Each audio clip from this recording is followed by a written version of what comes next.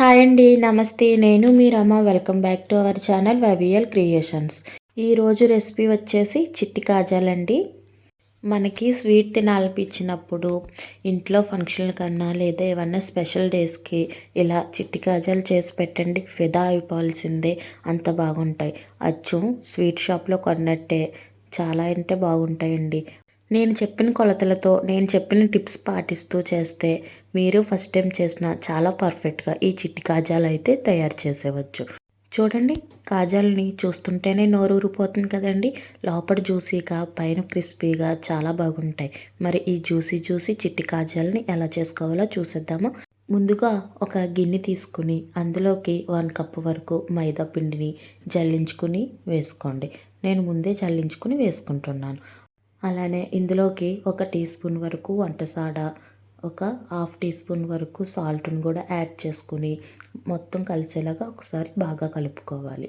ఇలా కలిపిన తర్వాత ఇందులోకి 2 టేబుల్ స్పూన్ల వరకు నెయ్యిని వేసుకుని నెయ్యి అంతా పిండికి పట్టేలాగా పాముతూ పిండికి పట్టేంత వరకు కలుపుకోవాలి. చూడండి, ఇలా ప్రెస్ చేస్తూ కలుపుతూ ఉంటే పిండి మొత్తం నెయ్యి అబ్జర్వ్ చేసుకుంటుంది. ఇలా కలిపిన తర్వాత ఈ పిండిని ముద్ద చేసి చూస్తే ఉండకట్టేలాగా అయితే మనకి పిండి పర్ఫెక్ట్గా కలిసినట్టు. లేకుండా మీకు ఉండలు కట్టకపోతే ఇంకొంచెం నెయ్యిని వేసుకుని పిండి ఉండకట్టేంత వరకు కలుపుకోవాలి. ఇలా కలుపుకున్న తర్వాత కొన్ని వాటర్ని యాడ్ చేసుకుంటూ చపాతీ ముద్దలాగా అయితే ప్రిపేర్ చేసుకోవాలి. మరీ గట్టిగా కాకుండా మరీ సాఫ్ట్గా కాకుండా మీడియంలో ఉన్నట్టు చపాతీ ముద్దనైతే మనం రెడీ చేసుకోవాలి. చూడండి, మనం కలుపుకున్నాక ఒక 2-3 నిమిషాల వరకు చపాతీ పిండిని బాగా ఒత్తుకుంటే కాజాలు బాగా వస్తాయండి. పిండి ఇక్కడ చూపించిన విధంగా ఈ మాత్రం సాఫ్ట్గా ఉంటే సరిపోతుంది. ఇలా కలుపుకున్న పిండిని ఒక 10 నిమిషాలు పక్కన పెట్టుకోవాలందాం. ఇప్పుడు స్టవ్ ఆన్ చేసుకుని ఒక మందపాటి గిన్నెని పెట్టుకొని అందులోకి కప్పు మైదా పిండికి 1/2 కప్పు వరకు పంచదార అయితే పడుతుంది. 1/2 కప్పు పంచదార అలానే 1/2 కప్పు వాటర్ని కూడా యాడ్ చేసుకొని పంచదార అంతా కరిగేంత వరకు కలుపుకోవాలి. చూడండి, పంచదార అంతా కరిగింది కదా. ఇప్పుడు ఇది ఒకసారి బాయిలింగ్ వచ్చేటప్పటికి ఇలాచీ పౌడర్ని ఒక టీ స్పూన్ వరకు యాడ్ చేసుకోవాలి. ఇలాచీ పౌడర్ని కూడా వేసుకున్న తర్వాత ఒకసారి కలిపేసుకుని పాకాన్ని మొత్తం బాగా మరగనివ్వాలి. ఈ పాకం మనకి ఎక్కువ తీగ పాకం ముద్దర పాకం వచ్చేంత వరకు ఉండించుకోవసరం లేదు. పంచదార నీళ్ళు 2-3 సార్లు ఇలా సరసర మరిగితే సరిపోతుందండి. అప్పటికే మీకు తెలియట్లేదు అంటే పంచదార మొత్తం కరిగి పాకం జిగురెక్కేంత వరకు ఉండించుకుంటే ఈ కాజాలకి పాకం సరిపోతుంది. పాకం ముదిరినట్లయితే కాజాలు లోపలికల్లా పాకం పేర్చదండి, పైనే ఉండి క్రిస్టల్ లాగా అయితే వచ్చేస్తుంది. ఇప్పుడు ఈ పాకంలో ఒక స్పూన్ వరకు నిమ్మరసాన్ని యాడ్ చేసుకుని ఒకసారి కలిపేసుకుని మూత పెట్టుకుని పక్కన పెట్టేసుకుందాం. నిమ్మరసం వేయడం వల్ల పాకం అన్నది చిక్కపడకుండా అలా లూజ్గానే ఉంటుందండి. ఇప్పుడు ముందుగా మనం చపాతీ ముద్దని చేసుకుని పక్కన పెట్టుకున్నాం కదండి. దీనిని తీసుకుని ఒక 2 నిమిషాలు మళ్ళీ మద్దన చేసుకోవాలి గట్టిగా. ఇలా చేసుకోవడం వల్ల కాజాలు పొరలు కూడా చాలా బాగా వస్తాయి. ఇప్పుడు ఒక కప్పులో కొంచెం మైదా పిండిని తీసుకొని చపాతీ ముద్దలాగా చేసుకుని పిండి వేసుకుని చపాతీలాగా రోల్ చేసుకుందాం. చూడండి, మీరు తీసుకున్న ముద్దని మొత్తం ఒకసారిగానే చేసుకున్నా పర్లేదు. లేదు ఇంత పెద్దది ఒకసారి చేయలేము అనుకుంటే మీరు తీసుకున్న పిండిని బట్టి కొంచెం ముద్దగా తీసుకుని వాటిని అయితే చపాతీలాగా అయితే చేసుకోండి. ఇక్కడ నేను తక్కువే చేయడంలో మొత్తం అంతా ఒకసారే చేసేసుకుంటున్నాను.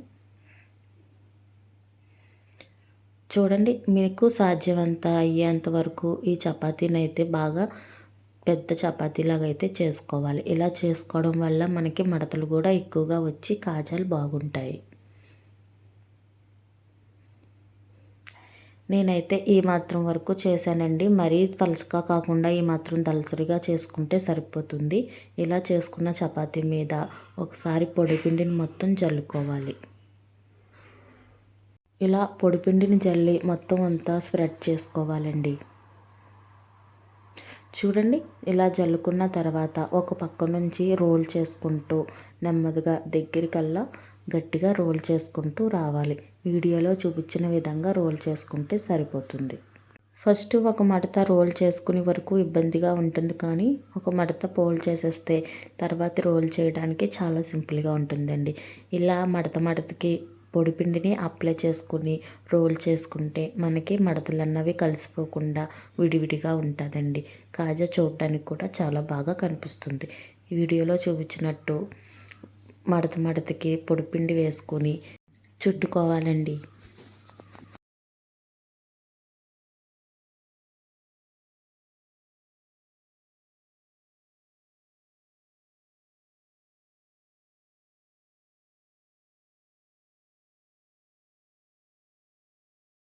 చూడండి, మొత్తం అంతా అయితే రోల్ చేసేసుకున్నాం కదా. ఇలా రోల్ చేసుకున్న తర్వాత మొత్తం అంతా గట్టిగా ఒకసారి రోల్ చేసుకుంటే కొసలు ఊడిపోకుండా ఉంటుంది. ఇలా రోల్ చేసుకున్న దానిని ఇప్పుడు మనం రెండు వైపులా కరెక్ట్గా లేనివి కట్ చేసేసుకోవాలి. మనకి కావాల్సిన సైజులో అయితే కట్ చేసుకోవాలి. కత్తికి పొడిపిండిని అద్దుకుని కట్ చేసుకోవడం వల్ల పిండి అన్నది అంటుకోకుండా వస్తుంది. ఒక అంగుళం ఎడల్పులో కాజాలని కట్ చేసుకుంటే చిట్టి కాజాలకి షేప్ అయితే బాగుంటుందండి.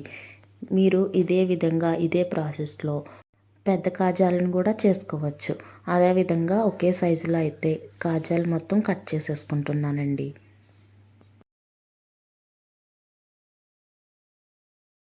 చూసారు కదా, కాజాలు మొత్తం కట్ చేసేసుకున్నాను.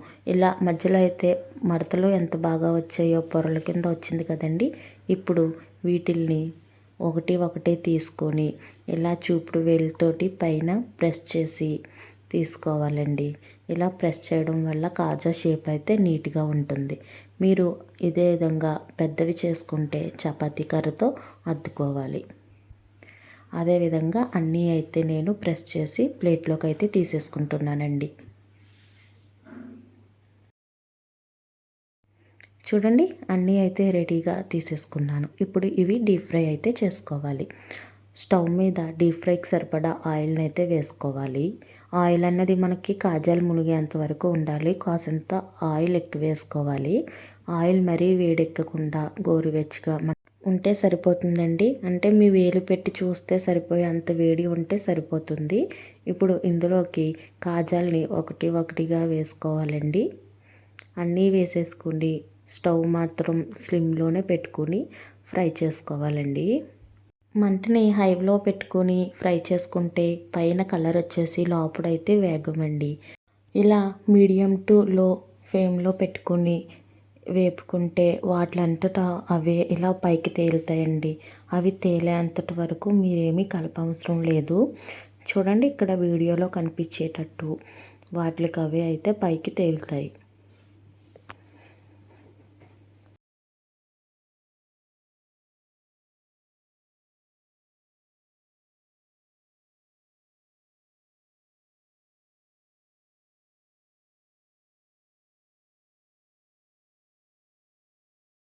ఇలా అన్నీ పైకి తేలిన తర్వాత రెండు వైపులు తిప్పుకుంటూ బాగా ఫ్రై చేసుకోవాలి.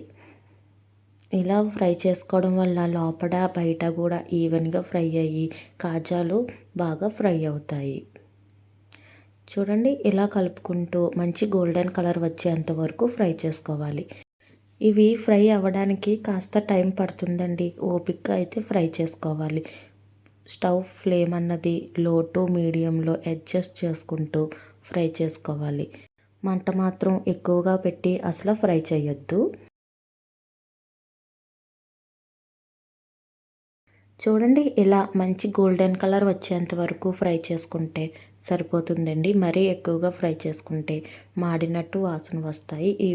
ఈ కలర్ వచ్చేంత వరకు వేపుకుంటే సరిపోతుంది. ఇప్పుడు కాజాలన్నీ ఒక స్ట్రైనర్లో అయితే తీసేసుకోండి. ఇలా అన్నీ తీసేసుకున్న తర్వాత 1-2 సెకండ్స్ అలా పట్టుకుని ఉంటే ఏమన్నా ఆయిల్ డ్రాప్స్ ఉంటే కిందకి వచ్చేస్తుందండి.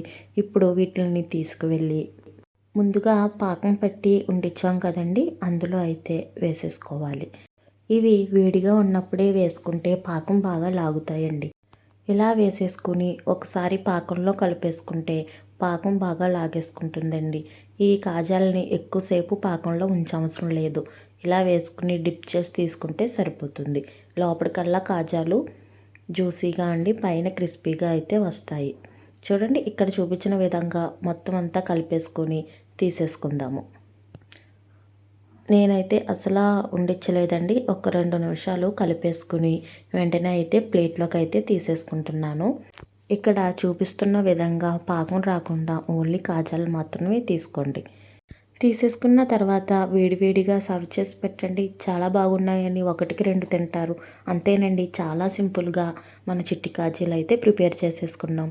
ఈ రెసిపీ మీకు నచ్చితే ఒక లైక్ కొట్టి మీ ఫ్రెండ్స్కి రిలేటివ్స్కి షేర్ చేయండి.